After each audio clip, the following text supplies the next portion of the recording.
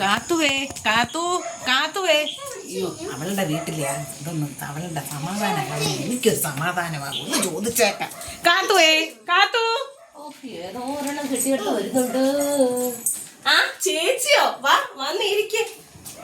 എന്നാ ചേച്ചി വന്നേ?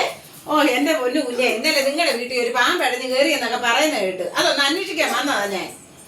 മനുഷ്യൻ ബാക്കിയുള്ളവന് നാണം കെടുത്തു പുറത്തിറങ്ങി നടക്കണതായി. ചേച്ചി പറഞ്ഞോ? ആ ഞാനും പറഞ്ഞു. ചേച്ചിയോട് ആ ചേച്ചി ഇതൊക്കെ പറഞ്ഞത് ആരെങ്കിലും ആട്ടെ. ഇത് ഉള്ളതാണോ ഒടി കൊച്ചേ? എന്റെ പൊന്ന് ചേച്ചി, ഞാനൊരു കാര്യം പറയുന്നോണ്ടൊന്നും തോന്നരുത്. ഈ പാമ്പെന്ന് പറയുന്നുണ്ടല്ലോ, ഈ പാമ്പ് ചേച്ചിയുടെ വീട്ടിലുണ്ട്, ചേച്ചിയോട് ഈ കാര്യം പറഞ്ഞവരുടെ വീട്ടിലുണ്ട്, എന്റെ വീട്ടിൽ ഒരെണ്ണം ഉണ്ടായിപ്പോയി. എന്റെ വീട്ടിൽ വന്നപ്പോ മാത്രമല്ല ഇത് ഇത്ര വലിയ വാർത്തയായതെന്ന് എനിക്കറിയത്തില്ല. ആഹാ അത് കൊള്ളാമല്ലോ. നിന്റെ വീട്ടിലെ കാര്യം പറഞ്ഞപ്പോ നിനക്ക് അങ്ങ് നോന്തല്ലേ? മറ്റുള്ളവരുടെയൊക്കെ അറിയാം. നിനക്ക് എന്നാടി ഇത്ര ശുഷ്കാന്തി? ചേച്ചിയെ കൂടുതൽ വർത്താനൊന്നും പറയണ്ട കേട്ടോ. ചേച്ചിയുടെ വീട്ടിലെ പാമ്പേ പച്ച പാതിരാത്രിക്ക് വരുന്ന ആരും കാണുന്നില്ല. ഞങ്ങളുടെ വീട്ടിലെ പാമ്പ് കുറച്ച് നല്ല പാമ്പായത് കാരണം കണ്ണുകാണാൻ പകലേ വരും. അതിനെ നാട്ടുകാർ മൊത്തം കാണും. ആ അതൊക്കെ പോട്ടെ, എന്റെ പേര് വായിക്കോട്ടെ. ഇപ്പൊ എന്നിട്ട് ആ പാമ്പ് എന്ത് ചെയ്യടി കൊച്ചേ?